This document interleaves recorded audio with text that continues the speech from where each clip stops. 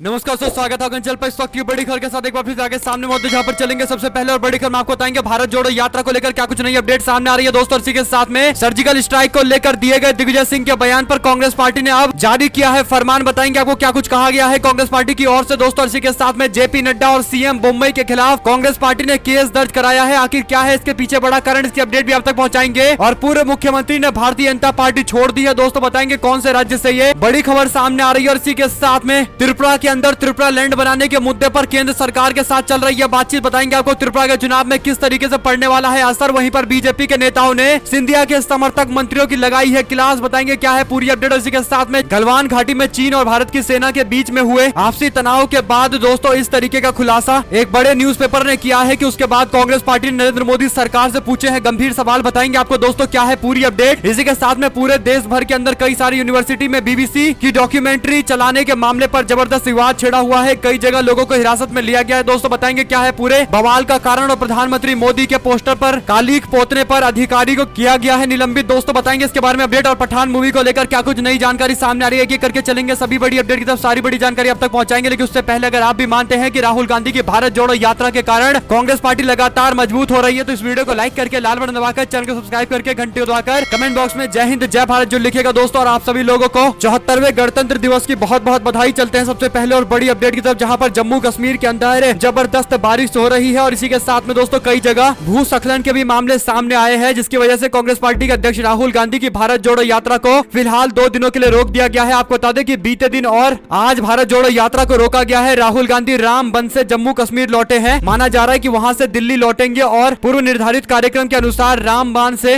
यात्रा 1 घंटे देर से शुरू हुई थी दोस्तों। लेकिन राहुल गांधी आगे की ओर बढ़ पाते लेकिन उससे पहले ही तेज बारिश होने लगी और बाद में राहुल गांधी को पहले ही कार्यक्रम को खत्म करना पड़ा। और अब 27 तारीख यानी कल 8 बजे से ये यात्रा शुरू होने वाली है। राहुल गांधी की यात्रा लगातार उत्तर की तरफ बढ़ रही है यानी कश्मीर की तरफ बढ़ रही है दोस्तों। लेकिन अलग तरीके की चुनौतियां सामने आ रही है, खासकर बारिश और भूस्खलन का काफी ज्यादा मामला सामने आया है। लेकिन ये यात्रा अभी भी रुकेगी नहीं और कल से फिर से शुरू होने वाली है। साथ साथ आपको बता दें कि सर्जिकल स्ट्राइक को लेकर दिग्विजय सिंह के द्वारा दिए गए बयान पर कांग्रेस पार्टी ने बड़बोले नेताओं पर फरमान जारी किया है, मुंह बंद रखने की नसीहत दी है। कांग्रेस पार्टी की ओर से कहा गया है कि हिंदुत्व, धर्म, राष्ट्रवाद, सेना जैसे मुद्दे पर पार्टी से अलग अपनी राय देना बंद करे ये लोग। कहावत है कि दूध का जला छाछ भी फूंक कर पीता है दोस्तों। कांग्रेस पार्टी जहां पर एक और अपना स्टैंड लगातार क्लियर रखती है लेकिन कई सारे नेता हैं जो बड़बोलेपन के कारण ऐसी ऐसी बातें बोल जाते हैं जो कहीं ना कहीं पार्टी को राजनीतिक तौर पर नुकसान पहुंचा देता है। और इसमें दिग्विजय सिंह का हाल फिलहाल का बयान है जिसके बाद पार्टी ने स्पष्ट कर दिया है कि हिंदुत्व, धर्म, सेना, राष्ट्रवाद, पाकिस्तान, राम मंदिर, मथुरा जैसे मुद्दों पर पार्टी के बड़बोले नेता अपना मुंह बंद रखे क्योंकि कांग्रेस पार्टी का अपना अलग स्टैंड है दोस्तों। दरअसल कांग्रेस पार्टी इन सभी मुद्दों पर अपना स्टैंड रखती है लेकिन कई सारे नेता सामने आकर पार्टी को नुकसान पहुंचा देते हैं और यही सबसे बड़ा कारण है कि आदेश जारी किया गया है। इससे पहले दिग्विजय सिंह, संजय निरुपम, प्रमोद कृष्णम, मणिशंकर अय्यर, शशि थरूर, सलमान खुर्शीद जैसे नेता पार्टी की फजीहत कराते हैं और इसीलिए पार्टी की ओर से अब स्पष्ट कह दिया गया है कि बड़बोलापन बंद करिए क्योंकि इस तरीके के मुद्दे पर जो भी विवादित टिप्पणियां कर दी जाती है दोस्तों तो फायदा बीजेपी को साफ तौर पर मिलता है। भारतीय जनता पार्टी यही चाहती है कि इन्हीं मुद्दों पर केवल डिबेट हो, रोजगार, महंगाई और देश में बढ़ रही सांप्रदायिक हिंसा पर चर्चाएं ना हो। साथ साथ आपको बता दें कि कर्नाटका में इस साल विधानसभा के चुनाव होने वाले हैं। भारतीय जनता पार्टी और कांग्रेस पार्टी के लोग एक दूसरे के आमने सामने आ गए। ताजा मामला सामने आया जहां पर कांग्रेस पार्टी के नेताओं ने बीजेपी के राष्ट्रीय अध्यक्ष जेपी नड्डा और मुख्यमंत्री बसवराज बोम्मई और विधायक रमेश जारीकोली के खिलाफ पुलिस थाने में शिकायत दर्ज कराई है। कांग्रेस पार्टी ने बीजेपी के नेताओं पर विधानसभा चुनाव में मतदाताओं को लुभाने के लिए रिश्वत देने की पेशकश की है। कांग्रेस पार्टी की तरफ से प्रदेश के अध्यक्ष डीके शिव कुमार, नेता विपक्ष सिद्धरमैया ने शिकायत पत्र पर हस्ताक्षर करते हुए मामला उठाया है। उच्च स्तरीय जांच की मांग की गई है। बता दें कि बीजेपी के नेता रमेश जारकीहोली ने हाल ही में बेलगावी के अंदर एक जनसभा को संबोधित करते हुए कहा था कि अगर मौजूदा कांग्रेस विधायक 3000 रुपए के गिफ्ट और नगद देंगे तो मैं मतदाताओं को 6000 रुपए की कीमत के उपहार दूंगा। हालांकि भाजपा के नेता रमेश जारकीहोली के बयान से बीजेपी ने दूरी बना ली है, इसे उनका निजी बयान बताया है। लेकिन इस पूरे मामले पर कार्रवाई करने के लिए दोस्तों जेपी नड्डा और बोम्मई का भी नाम दाखिल किया गया है। देखते हैं किस तरीके की कार्रवाई की जाती है। दरअसल आईपीसी की धारा 171 बी, 107, 120 बी, 506 के तहत अपराधी मानते हुए कड़ी कार्रवाई की मांग की गई है। साथ साथ आपको बता दें कि उड़ीसा के पूर्व मुख्यमंत्री गिरिधर गमांग ने भारतीय जनता पार्टी छोड़ दी है दोस्तों। दरअसल उड़ीसा के पूर्व मुख्यमंत्री गिरिधर गमांग ने बुधवार को भारतीय जनता पार्टी से इस्तीफा दे दिया और आरोप लगाया कि पार्टी के अंदर लगातार उनका अपमान किया जा रहा है। इस बीच सूत्र बताते हैं कि गमांग के चंद्रशेखर राव की पार्टी भारत राष्ट्रीय समिति में शामिल हो सकते हैं। गमांग के बेटे शिशिर ने भी बीजेपी छोड़ दी है दोस्तों। इससे पहले गमांग 2015 में कांग्रेस पार्टी छोड़कर भाजपा में शामिल हो गए थे और अब एक बार फिर से बीजेपी छोड़ चुके हैं। साथ साथ आपको बता दें कि पूर्वी इरोड उपचुनाव के अंदर कमल हसन की पार्टी ने कांग्रेस पार्टी के उम्मीदवार के समर्थन का ऐलान किया है। कमल हसन के नेतृत्व वाली पार्टी मक्कल निधि मय्यम ने बुधवार को पूर्वी इरोड उपचुनाव में कांग्रेस पार्टी के उम्मीदवार के समर्थन का ऐलान किया है। कमल हसन ने कहा है कि राष्ट्र हित में उन्होंने ये फैसला लिया है और सांप्रदायिक ताकतों से लड़ने के लिए हाथ मिलाया है। बता दें कि इरोड के अंदर 27 फरवरी को उपचुनाव के लिए मतदान होने वाला है दोस्तों, जिसके लिए कांग्रेस पार्टी ने अपने वरिष्ठ नेता को मैदान में उतार रखा है, जो पूर्व केंद्रीय मंत्री भी है। डीएमके और कांग्रेस पार्टी के बीच में गठबंधन है और इसीलिए ये चुनाव काफी ज्यादा बड़ा बन चुका है, जहां पर भारतीय जनता पार्टी ने भी अपना उम्मीदवार उतार रखा है। साथ ही दोस्तों त्रिपुरा के अंदर होने वाले विधानसभा चुनाव को लेकर एक बड़ी खबर आई है। त्रिपुरा के चुनाव से पहले दोस्तों त्रिपुरा पार्टी को गृह मंत्रालय के द्वारा ग्रेटर त्रिपुरा लैंड बनाने पर चर्चा करने के लिए बुलाया है। खबरों के मुताबिक गृह मंत्रालय के अधिकारियों ने त्रिपुरा के शाही वंशज और त्रिपुरा पार्टी के अध्यक्ष प्रद्योत देव वर्मा से मुलाकात की है दोस्तों और ग्रेटर त्रिपुरा लैंड की मांग पर चर्चा करने के लिए दिल्ली आमंत्रित किया है। आपको बता दें कि राज्य के अंदर कांग्रेस पार्टी और लेफ्ट पार्टी ने गठबंधन कर लिया है और भाजपा के लिए यही सबसे बड़ी चुनौती है। इसीलिए बीजेपी चाहती है कि उसके साथ गठबंधन में त्रिपुरा पार्टी आ जाए, यानी प्रद्योत देव वर्मा की पार्टी उनके साथ में आ जाए। दोस्तों बीजेपी अपने आप को मजबूत दिखाने की कोशिश कर रही है। आपको बता दें कि इससे पहले आदिवासियों की पार्टी आईपीएफटी त्रिपुरा पार्टी में अपना विलय करा चुकी है दोस्तों और त्रिपुरा पार्टी चाहती है कि त्रिपुरा से अलग एक ग्रेटर त्रिपुरा लैंड बनना चाहिए और इसकी मांग को लेकर लगातार घमासान जारी है। देखते हैं क्या बीजेपी के साथ में त्रिपुरा पार्टी अलायंस करने जा रही है। जो भी अपडेट आएगी आप लगातार पहुंचाते रहेंगे दोस्तों। वहीं पर सिंधिया के समर्थक मंत्रियों की बीजेपी के नेताओं ने जमकर क्लास ली है। आपको बता दें कि मध्य प्रदेश के अंदर साल के अंत में होने वाले विधानसभा चुनाव के मद्देनजर बीजेपी भी तैयारी में जुट गई है। भारतीय जनता पार्टी के राष्ट्रीय सह संगठन के मंत्री शिव प्रकाश